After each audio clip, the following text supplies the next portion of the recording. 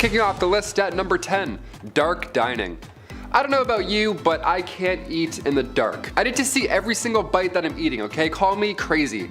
Part of me wants to go to a restaurant where you can't see anything, but I know that I won't make it all the way through. I can't do it. I have a thing. I'm not blindly, what if it's not cooked? I don't know. Back in the Victorian era, dining in complete darkness wasn't just a date night. It was actually the best way to digest, or so they thought. That's why many Victorian era homes had their dining rooms set up in their basement. How random is that? Oh, do you guys have poker nights down here? Nah, just brunch. Kill the light. What? How do you like your eggs? Turn off the light. What are we doing? Number 9, Saved by the Bell. I'm sure you've heard about this at some point, but allow me to go into grim detail. In the late 1700s, cholera, bacterial infections, everything bad, you name it, it was all spreading. Not an ideal time to be alive. Many were biting the bullet at this time, of course being gravely ill, but with this came a dark trend. The safety coffin. Yeah, we had the safety dance, now we got the safety coffin. Here we go. These coffins, I mean, God forbid you were buried alive, these safety coffins would allow the dead to rise again and exit said coffin. A lot of these coffins have extra comfort on the inside and, of course, a wire. This wire ran through the coffin, through the ground, and attached to a bell on the outside. So if a passerby heard it, one, that would be so scary, but if they heard it, they would know something's up and they would help them out. Folks would get creative with their safety coffins. For example, a man named Robert Robinson from Manchester, he passed in 1791, but he instructed his family and watchmen to open the special door on his casket, revealing a layer of glass. Now, if anybody were to see condensation, he could then be removed. Patent number 81,437 was actually granted to Franz Vester in 1868. It was an improved burial case, a real patent. This was a real coffin. This is crazy. This one had an air inlet, a ladder, and a bell. All three, there you go. The description of the patent says, if too weak to ascend by the ladder, he could ring the bell, giving the desired alarm for help, and thus save himself from premature death by being buried alive. Nice. You thought you died. Psych, climb this ladder. There you go. Good luck getting out. Now you're in an escape room. Enjoy. You only get 2 hints. Like a little walkie-talkie. Hey, how do I get out of the coffin in room B? Number 8, no air. Now that song's gonna be stuck in your head. Jordan Sparks, a classic. Since we're on the topic of safety coffins, I had to include one more. Maybe 2 more, I'll never tell. This one is fascinating. The science involved here was honestly impressive. There was the classic wire and bell method, but the more sick people got, the more creative they had to become. Like for example, patent number 268,693, John Krischbaum's device for indicating life in buried persons. Yeah, an 1882 classic, we love this. We got the iPod Nano, they got the device O Life. Nice. Upon first glance, you may think this is some type of medieval punishment, whatever, but really this device detects movement whilst providing much needed air. Now you obviously can't have a hole in the ground or else rats will make your real demise much worse than suffocating, right? So John's device here, as per the disclosure details, is that if the person buried should come to life, a motion of his hands will turn the branches of the T-shaped pipe upon or near which his hands are placed. A marked scale on the side of the top indicates movement of the T, and air will then passively come down the pipe. Once sufficient time has passed to assure the person is dead, the device can be removed. Yeah, imagine waking up with this in your hands. I wouldn't be calm enough to turn it and then breathe in a passive amount of air. No way. There's nothing passive about waking up in a coffin. Number 7, wearing black for weeks. Losing a family member is tough. Life can get hard. In Victorian times, passing away was a big deal. There was usually a big funeral, flowers, tears, everything, the whole works. The crazy part is, you were expected to wear black or mourning clothes, as they were called, thought to be an outward expression of one's emotions and feelings. However, it's not like that one funeral of the distant uncle you had, where as soon as you got home, you ripped off your suit and hopped on Call of Duty to see what your friends are doing. Oh, on the contrary, my ninja diffusing friends, because in Victorian times, your search and destroy matches would require you to wear those black mourning clothes for a long time. Sometimes even weeks and months on end. Queen Victoria wore hers for years after her husband passed, and it was odd to see her in anything but black. That's a weird story. That's crazy. Number 6, aniline dye. In 1856, William Henry Perkin was trying to create an anti-malaria drug using aniline. After all, the British were spending an awful lot of time in foreign nations doing as the British do and needed a cure to keep doing what they do. Well, he did not find a cure for malaria, but he did discover it makes a very lovely dye that makes deep reds purples And black, you need that for the funerals. Naturally, this picked up a lot of steam and began to be used in everything from socks to shoe polish. Yeah, I know, right? Trouble is, once people got enough exposure to the clothing with aniline dye, their skin would go red, itchy, inflamed, and was known for causing really bad headaches. That's because it would absorb to their skin and poison their blood. That sounds pretty actually, I don't want that. Number 5, zinc chlorine coats. This one's bad, man, but it was stopped before it became a trend, thank God. Picture this, it's Victorian London and you're but a humble city servant. Your job is to clean the streets. One night it begins to rain, as it is known to do in England. I hear it rains there a lot, I don't know. And the city provides these humble men with coats that have a zinc chloride layer in the fabric. It was supposed to protect against rain and wetness and whatnot. A lot of chemistry in this video, but some might already guess that this was a bad idea. Zinc chloride is not only corrosive, but water soluble. So, after a shift in the rain, a lot of these men came back with really nasty chemical burns. And no, they didn't have emergency showers like in Heisenberg's RV. They didn't have that, or your high school chemistry class. It was really bad. They stopped it immediately, because that's really bad. Number 4, asbestos fabrics. Chris will like this, he'll remember these. Picture this, it's 2004. It's Saturday afternoon and your dad just got finished watching an episode of Trucks. Nice. And now you have control over the TV remote. Saturday morning cartoons, here we come. I used to love the Kirby Show, he's one of my favorites. I love that guy. But just before you change the channel, there's a commercial with an old man who looks very concerned. And he says, "Have you been affected by mesothelioma and or because of exposure to asbestos? Then you may be qualified for compensation." I believe it went something like that. Maybe I should call Saul Goodman. Where's he when you need him? All jokes aside, those commercials were not joking. They weren't joking around at all because it's been known asbestos was very harmful for a long time. So yeah, it was pretty bad. Victorian times were no different. Mostly used in things to protect from heat or fire, and while it did do the job somewhat, it was very harmful for the lungs. And like the old man says in the commercial, it could be cancerous, hence mesothelioma. I said it right there. I said it the first time when I was impersonating him, and now I can't say it. Mesothelioma. There it is, mesothelioma. Number 3, gym day. Believe it or not, there were around 200 gyms across Europe during Victorian times.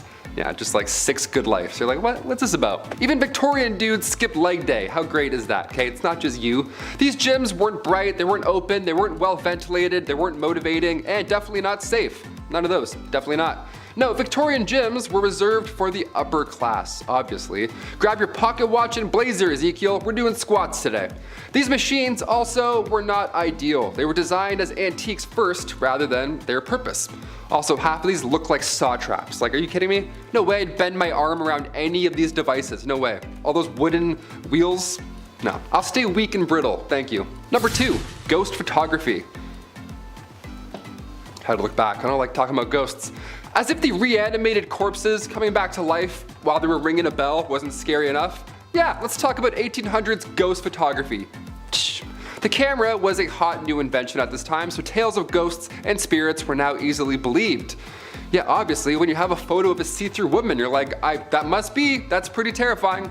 A big name in the ghost game was a man named William Thomas Stead. He was born in 1849, and Stead was the son of a Congregationalist minister, and at the age of 22 he was appointed as editor of Northern Echo, which was a regional newspaper in Darlington. So far, so good. This British medium, Richard Borsonol, featured a photo of W.T. Stead and a real spirit. Yeah, imagine that. Imagine a day where somebody being awarded the Nobel Peace Prize also poses for photo ops with ghosts. You're like, do we believe all of this or none of this? What's going on? This is so scary. And finally, number 1, music for eternity. Before we wrap up this wild part 2, I had to include perhaps one of the creepiest patents of all time. Patent numero 9,222,059. Yeah, the number is going a little bit higher. This one got me thinking. I wanted to end this video off on this note. I like this idea. Maybe, I don't know yet. Music for eternity systems. Okay, this patent is not from the 1800s, but rather 2015. I know, it's not Victorian, but when else am I gonna talk about this, really? The idea here is that you could stay connected to your loved one by using a solar-powered digital music player. The best part here is the patent details how surviving family members now have the ability to update, revise, and edit stored audio files and programming after burial. Yeah, next Rihanna album, no problem, I got you. There's a speaker in the casket and there's a headphone jack on the tombstone, so we can listen together. And then we can decide if we hate the album. That's creepy. I wouldn't do this. Would you want this? Sound off below if you'd want, big shiny tunes playing for eternity after you die. I would do the Titanic theme song, just make everyone so sad all the time. Kicking off the list at number 10, smoky behind. When somebody tells you that you're just blowing smoke, it means that you're lying, okay? You've now been given exaggerated information of sorts. Well, back in the 18th century, they literally had to blow tobacco smoke at your behind. Yeah, weirdest work break ever, I'd say. So why did we perform magician enemas back in the day? What was the deal here? Well, tobacco smoke enemas were used to treat quite a few symptoms, or they thought so, including a common cold. These enemas came in these fancy kits with a fancy rubber tube. It was all fancy because it was an honest medical practice at the time. It was done by legit medical practitioners. This is the funniest part. The idea was that the tobacco smoke could warm up a soon-to-be deceased body. The nicotine would stimulate your adrenal glands, jolting you back into good health. The best health, might we say. And the way they would do it in the mid-1800s was by just blowing smoke and just waiting, seeing what happened. We're figuratively and literally blowing smoke. That's the origin of that saying. Fun fact there. Imagine doing that today. Like, hey, I think I dislocated my shoulder. What do I do? He's like, hey, one sec. Number 9, alarm clocks. While the medical world was one threat in Victorian times, apparently so was the technological side. Who knew? We obviously didn't have reliable alarm clocks back in the 1800s, obviously, but we did have jobs. So in order to get up on time, lamplighters or knockers would come by and tip you off. Yeah, they would just yell in your window and just alarm. That's how you'd wake up. A man would yell into your window and smack you with a stick. Legend has it, a young man named Sam Wardell, he got a little creative with his wake-up calls. He needed more than a lamplighter at 5 a.m., so he would Tony Stark this alarm clock gadget. He would use wires, a bunch of stones, all that unsafe stuff. Then at a certain time, stones would fall to the ground, of course waking him up, and presumably everyone else in the building. That would be alarming. Well, Christmas Eve 1885, tragedy unfolded. A few friends had come over for a holiday visit, so Sam had to move some furniture around, rightfully so, to make room for, windmills and breakdancing, whatever they did in Victorian Christmas times. The next morning, he forgot to put things back in the small apartment, and the obvious happened. The rocks then fell on him while he was asleep. Yeah, that probably doesn't feel too good. I thought iPhone alarms were jarring. I take back everything I've ever said. Number 8, relaxative. Okay, so right off the bat, the Victorian era was a little messy. I'm sure you've gathered this by now here on Bumblebee. But these messy new illnesses were putting lots of pressure on medical practitioners, so they were desperate for these new treatments. We laugh at Victorian medical treatments, but they tried, okay? They at least tried. They also achieved many medical breakthroughs as well. But when it comes to handling chickenpox in the Victorian era, well, that wasn't one of them. That was not our finest hour. Chickenpox in the Victorian era was being treated by using laxatives. Yeah, let that sink in for a moment. I have chickenpox. What should I do? Well, try some laxatives. Yeah, folks would slam some castor oil and then, ready for this? They would get even more sick. Who would have thought? You thought you were uncomfortable before castor oil. Yeah, chug that, and then now you're even weaker. Now you're dead. Number 7, bad hair day. Okay, you want it messed up? Let's do messed up. Hope you're not eating any food right now, especially not eating in the dark. 2 red flags. Okay, the Liverpool Daily Post back in 1869 had readers invested on this fateful day. Right on the cover it read, a 30-year-old passed away in the village of Lincolnshire. Now at the time, that's not far off from average life expectancy in the 1800s. But this case was odd. Everyone wanted to read about this. This case was noteworthy. It was important that folks understood what took this young lady's life. Doctors asked the family if they can carry out a post-mortem, and lo and behold, they found a 2-pound solid chunk of hair sitting in her stomach. 2 pounds. That's what happened. That's how she met her fate. That's horrible. This ball of hair caused an ulceration of the stomach and ultimately caused her death. The woman's sister did note that over the last dozen years or so, she had casually been eating her own hair. So at this time I say, if you know anybody eating hair, send them this link. It's not a good idea. Cut that out. Stop doing that. Number 6, the Great Famine. Weird time to talk about a famine after the hair incident, but okay, here we go. Back in 1845, a potato crop that a lot of the Irish population relied on was no longer available. This was huge. This is bad history right here. A group of microorganisms wiped them all out, and in result, around 1 million folks died or had to leave. It was draconian law at this point and British ruling that made the exported food hard to reach people. This famine led to Irish independence and anti-union movements. Historical, definitely. Messed up? Absolutely. Number 5, Queen Victoria's name change. Every year on May 24, we set off fireworks, then we have way too many hot dogs. It's the best. We call it Victoria Day, right? It's for sure called Victoria Day, right? Well, back in 1819, Victoria was christened in an almost private ceremony. It was small, obviously. Victoria's uncle only let a few people attend. Like I mentioned in part 1, she had an isolated childhood with the whole Kensington system. That was no way to live. But even the day she was christened, trouble awaited. Her name was Alexandrina Victoria, and at the time, the name Victoria was not regal. It was of French origin, almost an odd name to have at the time, so she was immediately advised to change her name to something more traditional. But as our calendars can definitely confirm, she said, nope, I'm good. Victoria Day. Yeah, it's definitely Victoria Day. Number 4, tattoos. I only have the one tattoo, but I've always wanted more. Just not so good with needles, you know? I got my eyebrow pierced and I fainted. It's a fun fact, I have a little scar there. Not great with needles. Some of the designs are so beautiful on tattoos, the amount of pain you all sit through, I'm impressed, honestly, mad respect. The tattoo craze really took off once Queen Victoria's son, the Prince of Wales, he went and visited Jerusalem. And of course he saw copious amounts of body art and was inspired. Inspired, we'll say, yeah. So upon his return, he was all about ink at this point. And the Prince of Wales, well, if he has a sleeve, well then maybe I can have a sleeve, right? What's going on? It wasn't a sleeve, really. It was a cross. The prince got a tattoo of a cross in homage to the Crusades. So if you're gonna try and convince your parents to let you get a tattoo, just, you know, tell them the Prince of Wales did, right? You're just trying to be a royal. Number 3, tapeworms. Back in the Victorian times, they really figured out the trick to weight loss. Yeah, was it watching what you eat, maybe counting your steps, maybe getting a gym membership, something like that? Nope, nope, and no way. No, it was way easier than all those things combined. Can you believe that? And you didn't even have to pull back on how much you were consuming. Doesn't this sound fascinating? What is this? Well, all you needed was a handy tapeworm. Yep, I don't have one. I don't know why I pointed. That'd be gross if I had one. Yeah, tapeworm. You know those things that can kill you today if you get one? See, the plan was if you eat a tapeworm egg, okay, it will later hatch in your stomach, and at that point you could just eat anything you wanted. Because every time you ate, the tapeworm would also eat, so you could get your snack on while still rocking those Victorian skinny jeans, right? Tapeworm cyst pills, or go for a jog. Your call. Number 2, Victoria's reign. Queen Victoria's reign started in 1837 and it lasted until the Queen's death later on in 1901. At just age 18, Alexandrina Victoria had to rise up to the throne. She was born, of course, on May 24th, 1819.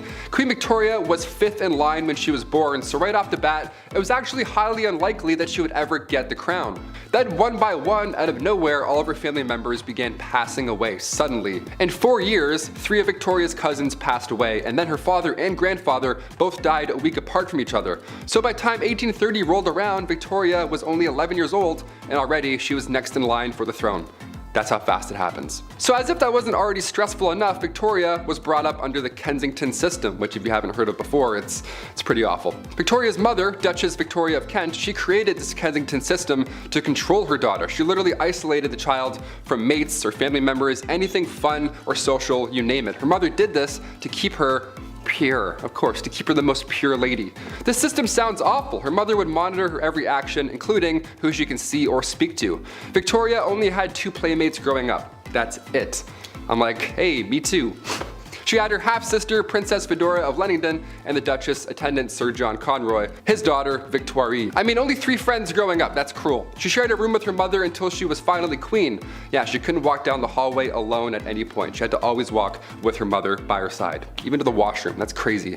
Victoria has reflected on her childhood since, and yeah, she hates John Conroy for manipulating her mother, and she actually refers to him as Demon Incarnate, so that's good. It's a nice nickname. Incarnate? He's a demon. He's the worst. Let's just call him that. And finally, number 1, royal enemies. Being the queen and all, a security team is of course needed at all times. And during her reign, there were multiple attempts to harm the young Queen Victoria. The first attack was back in 1840. It was a young guy named Edward Oxford, and he attacked the Queen's carriage. Just ran at it like a crazy guy. Obviously, and thankfully, nothing happened. But when Edward was later accused of high treason, he was actually found not guilty due to insanity. Then a couple years later, in 1842, it happened again, but this time it was 2 men attacking the carriage. And then in 1849, her carriage was attacked by William Hamilton. In 1850, as the carriage was passing the gates of Buckingham Palace, Robert Pate, a retired soldier, ran up and hit the carriage with his cane. He was going nuts as well. Everyone wants this carriage. This is like the ultimate, no one's getting through this carriage apparently. Victoria was okay, luckily, but of course she was shook after all these events. Then again in 1842, 1849, 1872, attempt after attempt, it was horrifying. But then things got a little worse with a man named Boy Jones. Yeah, this guy stalked the Queen from 1838 until 1841. This guy somehow managed to break into Buckingham Palace more than once. He knew a way in just to Buckingham Palace, which should never be a thing in the first place. And the weird part is here, Boy Jones, once he was inside the palace, he would hide under the Queen's sofa. And he would also just sit on her throne for hours, just hanging out. Yeah, he would pretend he's Cersei Lannister and just sit on the throne for a minute or two. Think about life. Eventually, thankfully, he got caught, but imagine coming home and Boy Jones is sitting on your couch. You're like, what are you doing? Take that shirt off, get out of here. At number 9, emigration. During the Victorian era, there was unfortunately a lot of orphan children living in the streets of London.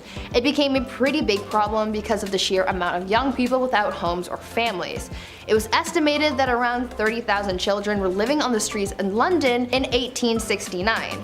Soon a program was put into place to try and solve this issue, and people started rounding up these orphan kids and shipping them off elsewhere to work in some of the British colonies. Many of the kids who were shipped off ended up working as farmhands or as domestic servants. Though many children were shipped off to places like New Zealand and Australia, the majority of them went to Canada. About 80,000 of them actually. They were sent away with hopes that they would be able to live better lives, but unfortunately for many of those kids, they didn't end up having any better luck in compared to when they lived on the streets. This practice ended up becoming pretty controversial, as you can imagine. Before we carry on talking about the strange things that happened in the Victorian era, why not take a moment to leave a like on this video if you're enjoying it so far, and while you're at it, consider subscribing to the channel to see more videos like this one. At number 8, mental health. Back in the Victorian era, the study of the human brain and psyche was still relatively new, so no one really knew what was going on up in people's noggins. Mental asylums started to pop up, and people started getting diagnosed with mental problems even if the diagnosis wasn't accurate. The 3 labels that a patient could fall under were the manic, the melancholic, and those with dementia. The symptoms for those big 3 labels often varied, and people were admitted to asylums for some pretty messed up reasons. There was a list of common causes for mental illness that people referred to back then, and it included things like, quote, laziness, novel reading, superstition, an immoral life, and intemperance, as well as the act of self-pleasuring. For women, they could also be sent to asylums for some pretty ridiculous reasons, like imaginary female trouble, hysteria, rumor of husband murder, and even fits of desertion of husband. I am so glad things have changed since then. Number 7, backed up. Let's say it's the Victorian era and let's say you're constipated, right? It happens, you know? Well, bad ideas will most likely follow, if you didn't already guess that. According to Merck's 1899 medical manual, small amounts of strychnine were prescribed to those who were constipated. Yeah, the strychnos nux vomica was thought to better the gastric functions. Even a small amount of this stuff would attack your respiratory system. You'd contract, you convulse, it's horrible. It would be a painful way to go out. It's much, much worse than being constipated. Any day. I would much rather be constipated than any type of strychnine. Are you kidding me? Number 6, leeches. I grew up with hearing problems. I've been around the block with earaches, ear infections, I had ear tubes numerous times, all that jazz. So I feel really bad for the folks in this next one, okay? I hear you. Pun intended. In the Victorian era, medical practitioners would say to use leeches for your ear infections. That's the #1 trick they don't want you to know. There it is. Once they're attached to you, the idea was that they can numb pain while at the same time providing proteins and peptides to its host. So on paper, again, the idea made sense, but the science didn't quite follow, did it? It wasn't entirely hopeless though. Recently in 2004, the FDA reintroduced leeches to the medical world, yeah, because their bite can break up blood clots and induce blood flow. So it's not entirely hopeless. We talked about leech collectors on this channel before, so of course we have to talk about more of the science that they were hoping to achieve with it, right? Also, I worked at a retirement home when I was 16. I thought that job sucked. Imagine being a leech collector? No way. Number 5, cat attacks. If I had to pick, I would of course say I'm 100% a dog person. I grew up with 2 cats, I'm allergic. I grew up with 2 dogs, not allergic. Dog guy all the way, sorry. Cats are cool, but this next story just totally freaked me out. Back in 1870, this rich woman had put her time, energy, and resources into cat breeding. How lovely is that? She had tons of cats, she loved all of them, and they loved her. Again, I'm allergic, so I'm already sneezing just reading about this story. It was the 1800s, okay? A lot of candles, everything was obviously extremely flammable, and disaster hit often in Victorian times. And in 1870, a fire broke out at this young woman's home. The cats were trapped inside the house. Now, they made it outside, don't freak out or anything, they all made it out, but by the time the two maids had kicked the door open to rescue said cats, they had gone full primal. They were afraid, they were freaking out, they were just scratching their way out through anyone and everything. The fire in the house had obviously scared them, so when the doors were open, these two maids were both sadly attacked by all of these cats. What a horrible thank you for saving all of their lives. I pulled my cat's tail when I was younger. I learned real quick, never to do that ever again. Number 4, hiccups. Today we have many cures for hiccups. Yeah, you gotta get scared or hold your breath or drink water like while you're doing a handstand. I don't know, everyone's got weird ideas, whatever. But nothing was as dangerous as the Victorian era hiccup cure. Yeah, ready for this one? Don't try it. This one's scarier than a jump scare, that's for sure. In 1899, again in the good old Merck medical manual, it recommended using chloroform to cure your hiccups. Yeah, just completely damage your entire nervous system and poison your kidneys, for sure. To get rid of hiccups, that's way better. This 19th century anesthetic was not a solution. Never try this. Continue scaring your family and friends. That's definitely the way we handle hiccups now. At number 3, corpse medicine. Now earlier I mentioned the whole grave robber industry and how that really took off during the Victorian era, but now let's talk about how they used corpses in their medicine. Back then, some people believed that consuming certain parts of the human body could cure their ailments. I know. Gross, right? One of the more popular medicines back then was a mixture made with human skull and chocolate, and it was believed to cure apoplexy. Back in the Victorian era, medical texts were published describing what parts of the human body could be used to treat specific ailments. One text described mixing the skull of a young woman with treacle to treat epilepsy. Another text says that you could treat paralysis with a candle made of human fat.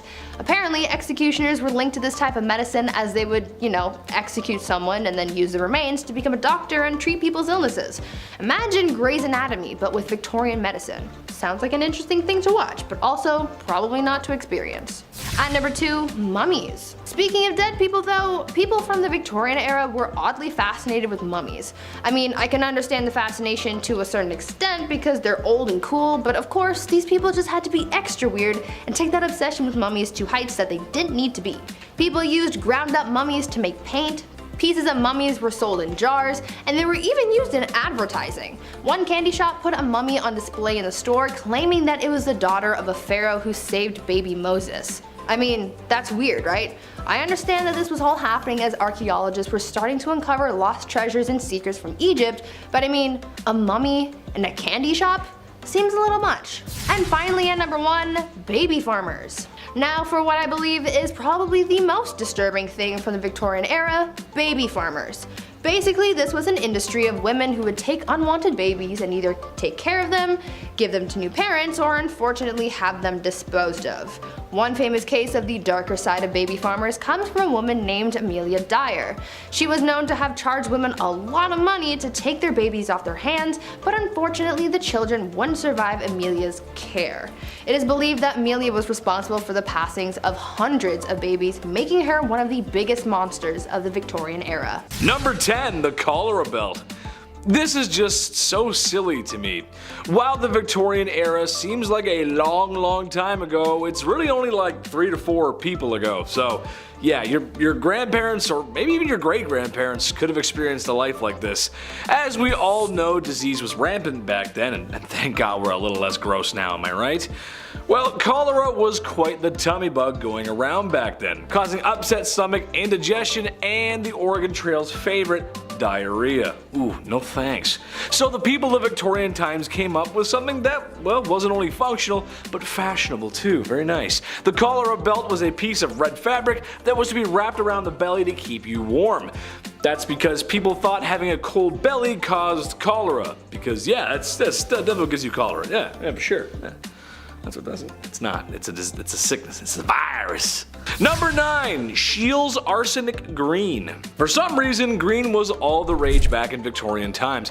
I'm not sure why. I'm personally not a fan of green, but except for the green screen. We love that. I know you guys can't see that, but I love the green screen. When I was a paint mixer, sometimes people would bring up the wildest colors for me to mix, and they weren't for art projects. They were for walls.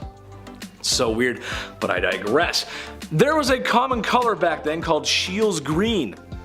It was made in a lab by a spooky, scary Swedish guy named Scheele.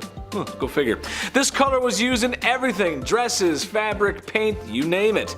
The trouble is, it was a compound of copper and arsenic. Therefore, it was toxic and caused a lot of harm. It also had links to cancer. For example, when Napoleon was banished to St. Helena, the walls of the house he was staying in were painted with shades of Scheele. Eee, that's not good. Pretty sure he died of stomach cancer too, so there's a connection there. At number 6, beauty. I've talked about this before in some past videos, but the Victorian era was famous for its strange beauty practices, so I just had to include it on this list. You're probably familiar with the makeup from the Victorian era. Women often painted their faces white to look as pale as possible, but even though they believed it made them look beautiful, it also did a lot of harm to their health. The white face paint that women would use was lead based, and as we all by now, lead makes you dead. But this white lead paint isn't the only thing that harmed people's skin. Women would also wash their faces with ammonia to make their skin look paler. At night, women would rub opium on their faces, and if they were really dedicated to their beauty regime, they would also ingest arsenic. They were literally poisoning themselves in the name of beauty.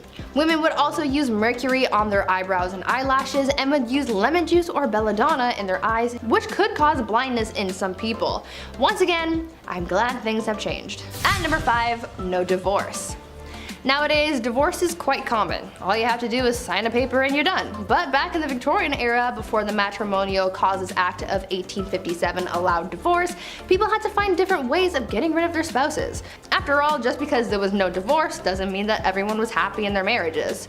It turns out that in order to solve their problems and get rid of their spouse, people would just sell their wives, either in public or in private sales. Most of the time, a man would take his wife to the town square and just sell her off to a new man. According to some records, some women had the power to veto a sale, and sometimes it was for cash. Though I think the cheapest that a wife was ever sold for was a pint of beer. This wasn't necessarily bad for the woman, because if she was sold to someone else, things could sometimes work out and she could live a better life with a better spouse. And if she didn't, then she would just get sold again and get to try her luck with a new man. At number 4, food additives. These days, people are becoming more and more concerned with artificial additives in their food.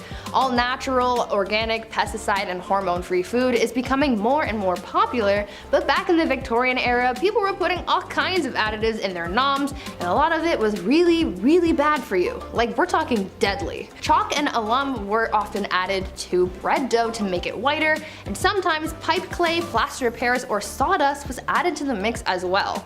Red lead was sometimes added to cheese, lead was added to cider, mustard, wine, sugars, and candies, copper sulfates were used in preserving fruits, jams, and wine, mercury was used in candies, and even ice cream was made using a water and chalk mixture.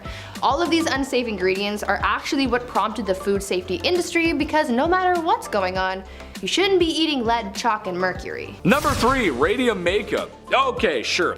I'll give you that radiation and radioactive materials were pretty much being discovered and barely understood for the time. Okay, sure. It was new. Look up Madame Curie. Tragic story there. So when the very interesting radium was discovered, it got thrown into everything because, yeah, why not? Radium makeup, radium watches, you name it, radium was in it.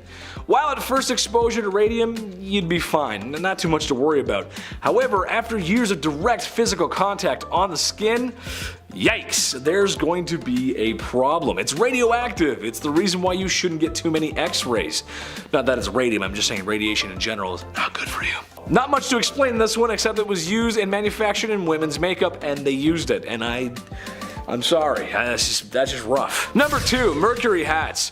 Mercury was nothing new in the medical field in Victorian times. It had been used in ancient China for a long time before that. And yes, it was poisonous. It was harmful too. However, in Victorian times, some hats included mercury in their production process. Now, why is that so bad? Well, because mercury makes you go insane. Hence why they called it Mad Hatter's disease. I could not think of a worse name for a disease. Now, not that it's a fashion point, but this was also readily used for treating syphilis at the time. So something that's readily available for the public and health would wind up in closed production. It makes sense. If there's a lot of it, sure, it makes a lot of sense. But it makes people go crazy. Sorry, who's talking to me? What? No, I'm just kidding. Joke funny. Number 1, cellulose nitrate. This one's crazy. As you can tell on this list, there's been a lot of clothes and fabrics mixed with some naughty chemicals. Naughty! Of course, this is years before OSHA or WMS, so it probably wouldn't happen today. However, this one takes the cake. When cotton, or a cotton-like product, is introduced to nitric acid, it forms cellulose nitrate, which is also known as flash cotton. Not because it takes its shirt off at an edgy concert, but because I cannot stress this enough how unstable and flammable it really is. Even the slightest heat source could set it off. There's even stories of people spontaneously combusting after being exposed to items made with such. The lights in the studio, they'd probably set it off. That's how sensitive it is. That's pretty crazy. More sensitive than your first day to prom, you know what I'm saying?